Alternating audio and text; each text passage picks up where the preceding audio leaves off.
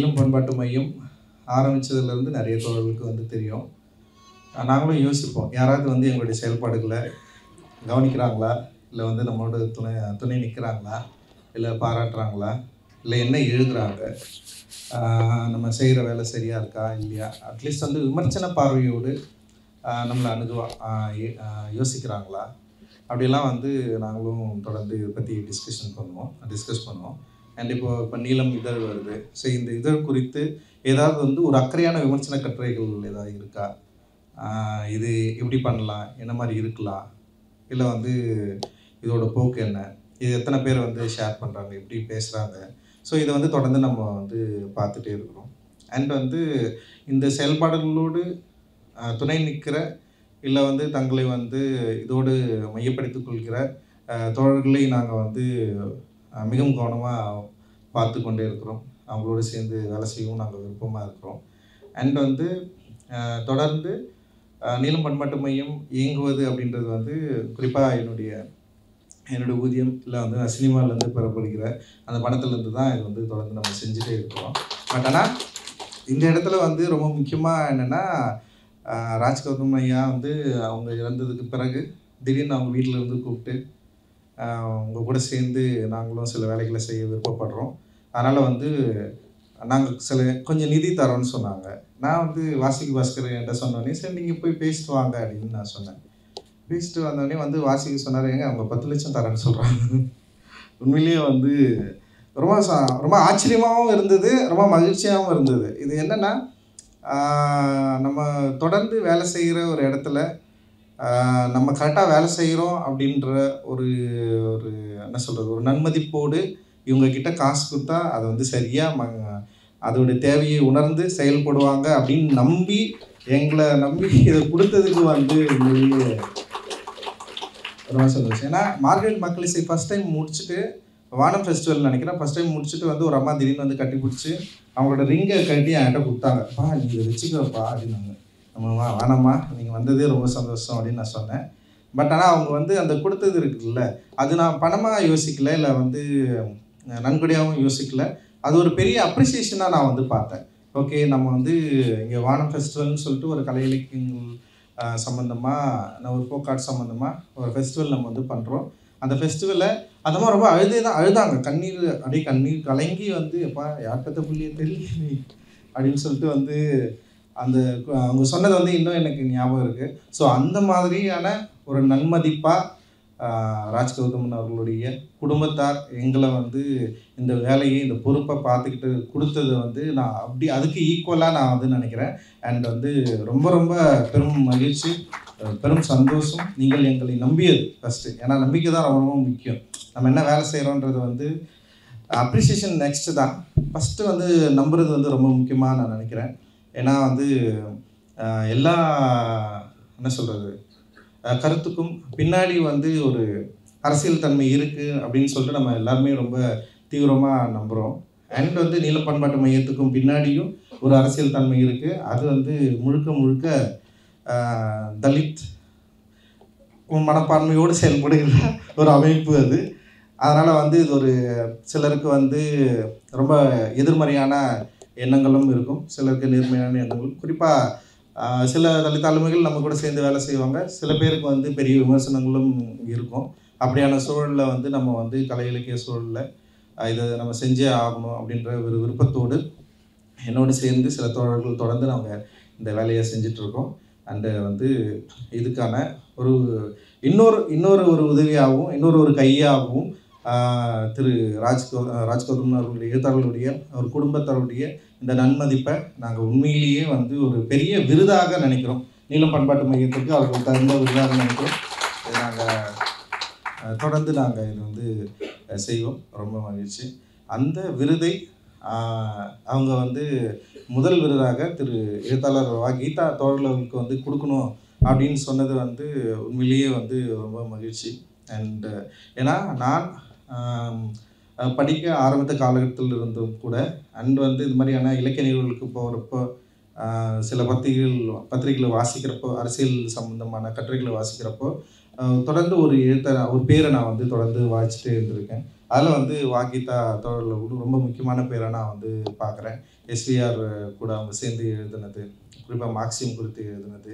And வந்து எனக்கு என்னென்னா, அம்பேத்கரை ஏன் வந்து கம்யூனிஸ்டுகள் வாசிக்கவில்லை அப்படின்ற ஒரு பெரிய கேள்வி ரொம்ப நாளாக எனக்கு இருந்துகிட்டே இருந்தது. ஒருவேளை வந்து இங்கே இருந்த இவர்கள் வந்து ஆரம்ப காலகட்டத்திலேயே அம்பேத்கரை சரியாக வாசிச்சிருந்தால் இந்த மண்ணுக்கான சரியான அரசியல் புரிதலுடைய ஒரு பார்வையை அவர்கள் வந்து ரொம்ப ஆரம்பத்திலேயே வந்து ஏற்படுத்தியிருக்கலாம் அப்படின்ற மாதிரி ஒரு நம்பிக்கை எனக்கு. ஏன்னா இப்போவும் உலகளவில் கம்யூனிஸ்ட் சித்தாந்தம் தான் வந்து ரொம்ப முக்கியமானதாக இருந்துகிட்ருக்கு அப்படின்னு நான் நம்புகிறேன். அந்த நம்பிக்கையில் இந்தியாவில் வந்து கம்யூனிஸ்ட் தோழர்கள் ஒருவேளை அம்பேத்கரை ஆரம்ப கட்டத்திலேயே வாசிச்சிருந்தால் இன்னும் நம்ம நினைக்கிற ஒரு நவம்பர் புரட்சியோ வந்து நிகழ்ந்திருக்கலாம் அப்படின்னு நான் நினைக்கிறேன். பட் ஆனால் வந்து அதோட போதாமை வந்து நான் நிறைய டைம் யோசிச்சிருக்கேன். ஏன் வந்து அம்பேத்கரை வாசிக்கலை, எதனால் அம்பேத்கரை வாசிக்க அவங்களுக்கு வந்து தடையாக இருந்திருக்கு? ஒருவேளை வந்து அவருடைய அரசியல் எண்ணங்கள் ஆரம்ப காலகட்டத்தில் வந்து அவர்களுக்குள் நிகழ்ந்த வந்து கருத்து வேறுபாடுகளா, முரண்களா அப்படின்னு நான் நிறைய யோசிச்சுட்டே இருந்திருக்கேன். பட் ஆனால் வந்து அப்போ வந்து யோசிக்கிறப்ப எனக்கு 2 விஷயங்கள் தோன்றும். நான் தலித் அப்படின்ற மாதிரி வந்து நம்ம அங்கேயே வகைப்படுத்த முடியும். குறிப்பாக கம்யூனிஸ்ட் தலித்துகள் வந்து அம்பேத்கரை வாசிக்கிறதுல கொஞ்சம் நெருக்கமாக இருந்திருக்காங்க. பட் ஆனால் நான் தலித் கம்யூனிஸ்டுகள் வந்து அம்பேத்கரை வாசிக்கிறதுல அவங்களுக்கு ஒரு தயக்கம் இருக்கிறதா வந்து நம்மளால் புரிஞ்சிக்க முடியும். ஆனால் ஒரு சிலர் வந்து அதை வாசிச்சிருக்கிறத நான் வந்து பார்த்துருக்கேன்.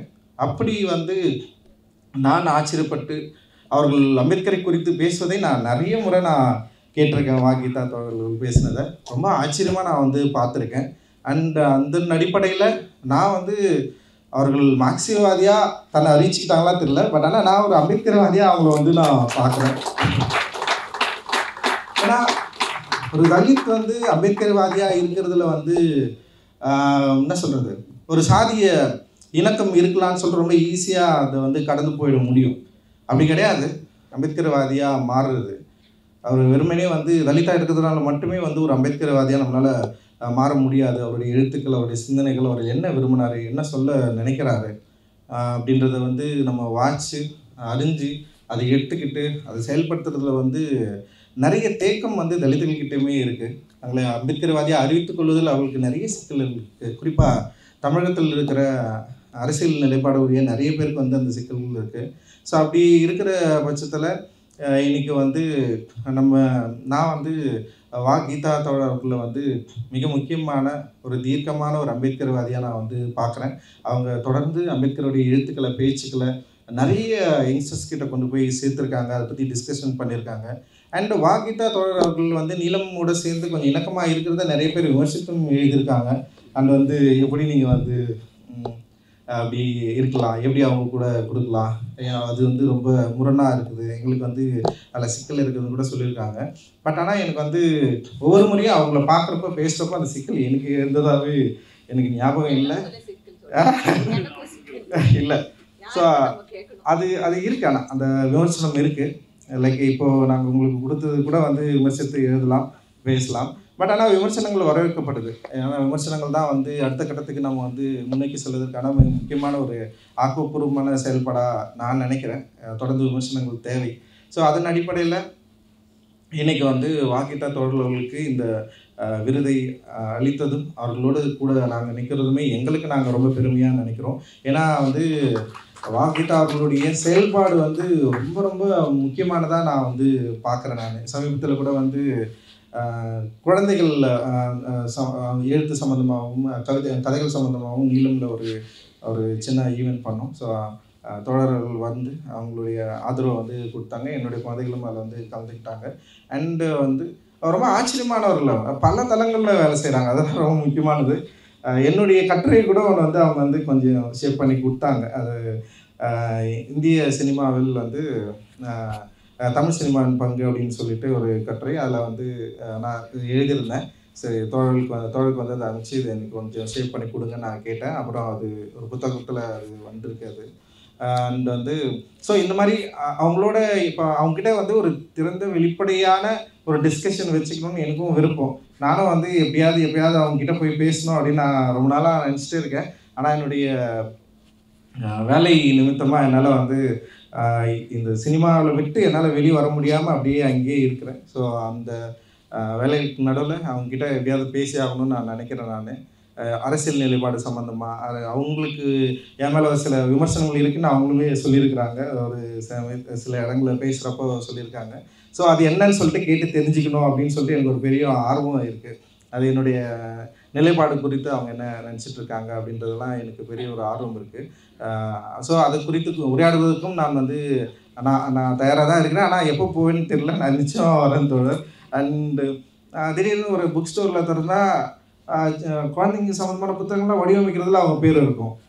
பயங்கர ஆச்சரியமானவங்க தான் அவங்க. உண்மையிலேயே எல்லா மீட்டிங்லேயும் அவங்கள பார்க்க முடியும். இது மாதிரி அறிவு சம்மந்தமாக இல்லை சமூகம் சம்மந்தமாக அரசியல் சம்மந்தமான மீட்டிங்கில் அவங்க ஒரு முதல் தர ஆளாக நிற்கிறாங்க. அண்ட் இத்தனை ஆண்டு காலம் தொடர்ந்து செயல்பட்டு கொண்டே இருக்கிறார்கள். அதே நேரத்தில் ஆதந்திச்சனை சொன்ன மாதிரி தன்னுடைய துறப்பு அப்படி இருப்பு துறப்பு ரொம்ப ரொம்ப முக்கியமானது. அது ரொம்ப ஈஸியாக அதை திறந்துட முடியாது. இப்போ நான் ஒரு ஒரு இடத்துல இருந்து பேசுகிறப்போ என்னுடைய இருப்பும் கூட ஏதோ ஒரு வகையில் சாதியாக இங்கே பார்க்கப்படுது, பேசப்படுது, அதை பற்றி டிஸ்கஷன் பண்ணப்படுது. அதே ஒரு இடத்துல இருந்து அவங்க வரப்போ நிச்சயமாக இதை விட அதிகமான ஒரு சூழல் அவங்களுக்கு இருந்திருக்கலாம். அதை மீறி தன்னுடைய இருப்பை தொடர்ந்து டிஸ்கஸ் பண்ணிகிட்டே இருக்காங்க, பேசிகிட்டே இருக்காங்க, எழுதிட்டே இருக்காங்க. அந்த எழுத்துக்களும் பேச்சுக்களும் எல்லாமே அவங்களுடைய செயல்பாடுகளும் தொடர்ந்து நிகழணும் அப்படின்றது தான் நீலம் பண்பாட்டு மையத்துடைய நோக்கமும் என்னுடைய நோக்கமும். ரொம்ப மகிழ்ச்சி தோழர். இந்த விருது உங்களுக்கு கிடைச்சதில் நாங்கள் கொடுத்ததில் நாங்கள் பெருமைப்படுகிறோம்.